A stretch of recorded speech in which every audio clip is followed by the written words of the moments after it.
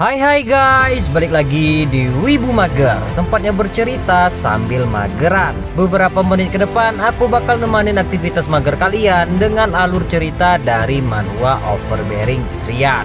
Bagi kalian yang belum menekan tombol subscribe untuk menekannya terlebih dahulu, serta aktifin lonceng notifikasinya agar kalian tidak ketinggalan alur cerita manhwa dari channel ini. Oke, jika sudah, kita lanjut ke ceritanya. Let's go. Cerita dimulai dengan diperlihatkannya tower komunikasi dunia lain di Korea Selatan dan di tahun 2030-an. Yang dimaksud dunia lain ini adalah segerombolan robot tempur yang memiliki senjata teknologi yang lebih canggih dari manusia. Dan dunia lain ini ingin menguasai bumi. Sehingga dalam 10 tahun terakhir manusia terpaksa melawan dunia lain ini untuk mempertahankan hidup mereka dan tempat tinggal mereka. Dan juga membentuk pasukan militer khusus yang dijuluki Incheon Bupeong. Jadi pasukan khusus ini menyerang tower komunikasi dunia lain. Dan pemimpin dari pasukan khusus ini bernama Sung Yun, sang pemeran utama kita. Terlihat di sini Sung Yun berada di dalam tower komunikasi dunia lain. Terlihat juga beberapa manusia serta robot tempur yang sudah tewas. Kemudian ada salah satu prajurit yang sedang sekarat. Melihat itu Sung Yun memberikan headsetnya kepada prajurit yang sekarat tersebut. Lalu prajurit itu memohon ke Sung Yun agar Sung Yun selamat dan tetap hidup bagaimanapun caranya. Dan tak berapa lama prajurit itu pun tewas. Sung Yun bergegas pergi meninggalkan tempat itu. Di sisi lain, para prajurit lainnya sedang melawan robot tempur. Mereka menembaki robot tempur tersebut. Namun peluru dari senjata mereka tak ada satupun yang berhasil menembus robot tersebut. Sehingga robot tersebut membantai sebagian para prajurit. Yang kemudian salah satu prajurit menghubungi Sung Yun untuk meminta bantuan. Sontak Sung Yun pun datang dan berteriak menyuruh mereka untuk berhenti menembak. Nah, si Sung Yun ini langsung berlari dan melompat ke arah robot tersebut. Gerakan robot itu sangat cepat dan melakukan serangan duluan terhadap Sung Yun. Tapi Sung Yun dengan mudah menghindari serangan itu, yang kemudian dia mengcounter attack. Tangan robot itu pun putus. Tampak robot itu kesakitan dan menyerang lagi hingga akhirnya robot itu tumbang. Sung Yun pun langsung memerintahkan bawahannya untuk memasangkan bom ke robot tersebut dan menyuruh mereka untuk keluar dari tower komunikasi ini. Di dalam tower itu juga ada salah satu robot tempur yang ingin melarikan diri. Namun tiba-tiba Sung Yun menemukannya. Robot itu terkejut dan Sung Yun bertanya, apakah itu alat teleportasi untuk dirimu kabur? Tapi robot itu tertawa sambil berkata, hahaha, tak peduli seberapa keras kalian berjuang, planet ini akan jadi milik kami. Dasar manusia sombong dan bodoh. Oh iya, kata si Sung Yun sambil mengayunkan pedangnya ke arah robot itu. Namun ada barier yang menghalangi. Robot itu pun mengolok-olok Sung Yun lagi. Hingga akhirnya barier tersebut berhasil dipecahkan Sung Yun. Sung Yun pun berkata, dirimu mau dengar cerita lucu nggak? Sekitar 3 tahun yang lalu aku berhasil menangkap spesies seperti kalian. Bukannya melawan, tapi spesies kalian itu memohon kepadaku untuk membiarkannya hidup. Jadi kalian gak usah banyak bacot lagi. Dan mana senyummu tadi? Saat itu juga Sung Yun langsung memotong tangan robot itu lalu mencekiknya. Notifikasi di komputer pun muncul mengatakan bahwa portal web terbuka. Dan tiba-tiba bom yang dipasang bawahan Sung Yun tadi meledak. Prajurit itu hanya bisa melihat kejadian itu dari luar tower, berharap Sung Yun baik-baik saja. Sung Yun yang di dalam merasakan tulang-tulangnya seperti patah semua. Perlahan-lahan tubuhnya juga menghilang. Robot itu pun juga perlahan tubuhnya menghilang. Begitu saja. Betapa menyedihkannya, ucap Sung Yun dalam hati. Namun seketika dirinya tersadar dan merasakan tempat yang asing baginya. Dia pun bertanya-tanya dalam hati, apakah ini di rumah sakit? Apa aku tertangkap oleh robot tempur? Sial, tangan dan kakiku terasa kaku. Dan saat itu juga dia memeriksa dirinya ke cermin.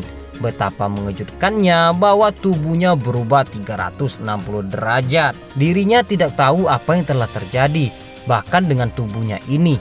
Kemudian Sung Yun melihat keluar jendela untuk memastikan dirinya sekarang berada di mana. Terlihat di luar sana ada beberapa prajurit menggunakan zirah besi yang sedang berjaga. Sung Yun pun makin terheran dirinya ini berada di mana. Apakah ini sebuah halusinasi, pikirnya. Kemudian pandangannya tertuju ke pedang yang tertempel di dinding. Dia pun mendekati pedang itu. Saat mau mengangkat pedang itu, dirinya tak sanggup mengangkatnya. Sampai-sampai tangannya memerah. Yang akhirnya Sung Yun pun urung mengambil pedang tersebut. Dia hanya mengambil pisaunya saja untuk jaga-jaga. Tiba-tiba datang pria bertubuh besar masuk ke ruangan itu. Sung Yun sangat kaget sampai terjatuh. Terlebih lagi di belakang pria tersebut banyak prajurit. Sehingga dia berpikir dirinya akan segera tamat. Tapi kemudian pria tersebut beserta prajurit itu berteriak, "Salam hormat tuanku." Makin terheran si Sung Yun ini.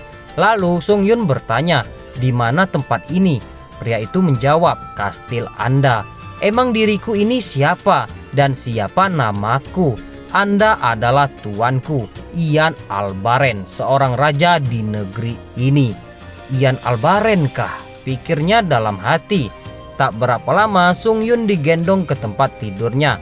Pria itu berkata, dirinya sangat bahagia tuannya sudah sadarkan diri. Tapi si Sung Yun ini gemeteran karena diperlakukan seperti itu.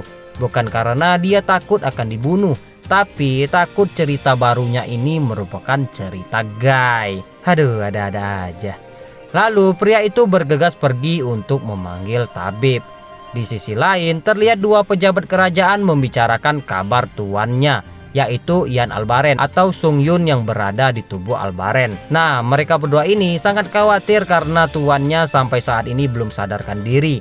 Yang ternyata kekhawatiran mereka ini bukan karena peduli, melainkan takut apabila tuannya tak sadarkan diri selamanya atau meninggoy. Jadi pihak kerajaan akan mengangkat raja baru. Nah, mereka berdua ini adalah dua pejabat korupsi.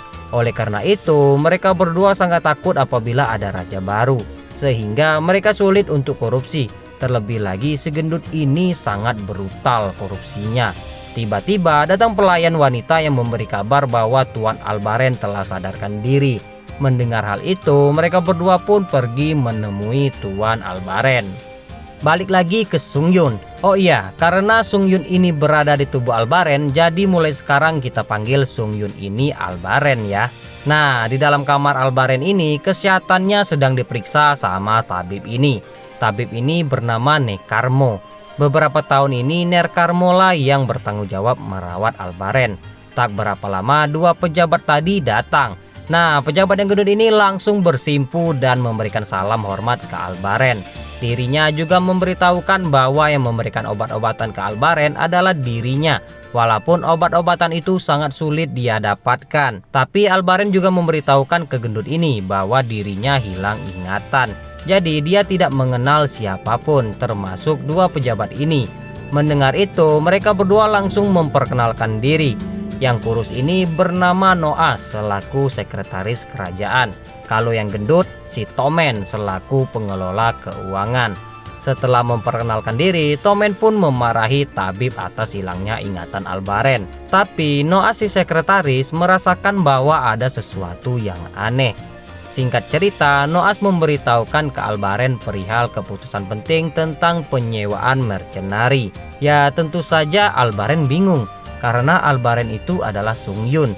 Terus Albaren bertanya ke Noas apa itu mercenari. Jadi mercenari adalah sebuah pasukan khusus untuk menaklukkan monster yang telah menyakiti penduduk desa serta merusak fasilitas dan persediaan desa. Terlebih lagi monster tersebut sangat brutal melebihi binatang buas. Dan pelaksanaan penakluk monster tersebut dilakukan setiap 5 tahun sekali di wilayah Yondiar. Tanpa pikir panjang, Albaren langsung menyetujui penyewaan mercenari itu. Tapi keputusan Albaren itu ditentang oleh si Tomen. Karena menurut Tomen keadaan keuangan kerajaan sekarang sangat terpuruk. Memang kita masih bisa menyewa mercenari, tapi itu kurang berguna. Lagian juga penduduk desa di sana hanyalah orang-orang brengsek yang keras kepala. Saya yakin mereka juga tak akan protes ke kita. Dan juga monster itu seperti bencana alam. Ya palingan mereka menyalahkan dewa atas kemalangan mereka, kata si Tomen ini. Lantas Albaren bertanya ke Tomen, dirimu bendahara kan? Dan pengelola keuangan kan? Lalu si Albaren ini menarik kerah baju Tommen dan berkata lagi, "Kau dengar baik-baik, aku tak akan membiarkan pendudukku seperti itu. Dan aku juga yakin mereka masih membayar pajak ke kerajaan. Kalau aku acuh tak acuh dengan keamanan pendudukku cuman karena uang, lantas siapa lagi di dunia ini yang akan membahayakan hidupnya untuk melindungi wilayah demi diriku?" Sontak orang-orang di ruangan itu terbengong mendengar perkataan Albaren itu. Dan akhir kata Albaren menyuruh Noas untuk segera merekrut mercenary itu. Setelahnya mereka berdua keluar dari kamar Albaren. Terlihat Tommen ini sangat jengkel ke Albaren karena Albaren berani mengancamnya, apalagi mengambil kerah bajunya tadi. Dan dia menyebutkan bahwa Albaren yang dulu adalah bocah pengecut dan penakut. Tapi si Noas hanya senyum saja. Kembali lagi ke kamar Albaren. Terlihat dua orang ini sangat keheranan karena tuannya makan sangat lahap tak seperti biasanya. Kemudian Albaren bertanya, "Ngomong-ngomong, ini masakan apa ya? Ada lagi nggak ya?" Pelayan itu pun menjawab, "Ini gulai kambing." Dan pelayan itu langsung pergi mengambil gulai kambing itu lagi. Tinggallah Albaren dan pria besar ini. Nah, pria besar ini bernama Rondo. Lalu Albaren mengajak Rondo untuk makan bareng, tapi Rondo menolaknya.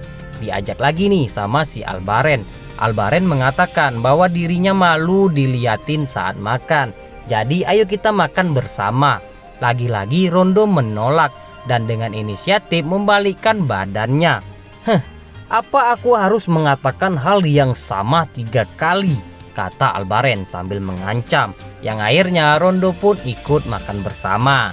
Di sela-sela makan, Rondo memberitahukan sang kepala penjaga yang sedang melawan para bandit karena menyerang salah satu desa mereka. Orang itu bernama Charlaine Depore. Nah, seperti yang dikatakan Rondo, Depore sekarang sedang melawan bandit. Bandit ini sangat tertarik untuk mengalahkan Depore. Karenanya, kalau bisa mengalahkan Depore, dirinya akan dikenal sebagai warrior terkuat di benua ini. Yang kemudian mereka berdua bertarung. Tapi bos bandit ini dibantu anak buahnya. Sontak anak buah Depore mengatakan para bandit itu adalah seorang pecundang. Dan bandit itu pun memberitahukan slogan mereka, yaitu hidup bersama dan mati bersama-sama. Jiwa Korsa terlihat sangat kental di geng bandit ini. Mendengar itu Depore pun berkata, "Aku akan mengabulkan keinginanmu, yaitu dirimu akan mati bersama dengan rekanmu." Ancang-ancang pun dilakukan. Keluar aura kebiru-biruan dari pedang Depore, yang mana bandit itu menyebut bahwa aura itu adalah force. Tapi bandit itu mengatakan bahwa bukan dirimu saja yang bisa menggunakan force. Dan kemudian setelah bandit itu melihat force milik Depore, dia pun terkejut karena force Depore itu terlihat sangat kuat. Bahkan anak buah Depore menyuruh prajurit lainnya untuk mundur sambil mengatakan, sudah berakhir. Syut, kali tebasan para bandit itu meninggoy. Di akhir hayatnya bandit itu mengatakan bahwa Depore adalah monster. Di tempat lain, Tommen mengunjungi tempat Nekarmo membuat obat untuk menyembuhkan ingatan Albaren. Nekarmo mengatakan bahwa obat ini bisa saja mengembalikan ingatan Tuan Albaren. Tapi dia tidak yakin mengembalikan kepribadian Albaren seperti semula, yaitu kepribadian yang cupu, penakut, dan pengecut. Kemudian Tommen melihat minum-minuman mewah yang tersusun rapi. Dia mengatakan ke Nekarmo, jangan menggunakan minuman mahal ini untuk keperluan medis. Lalu Nekarmo diancam agar membuat obat yang bisa mengembalikan ingatan serta kepribadian Albaren seperti semula. Atau buatlah obat yang membuat Albaren seperti mayat hidup. Tiba-tiba datang seorang wanita yang memanggil Nekarmo dengan sebutan ayah. Karena kedatangan anak Nekarmo itu, Tommen pun pergi. Nah, jadi anak Nekarmo ini bernama Linda. Linda ini berhasil mendapatkan ekor Scarlet Lizard.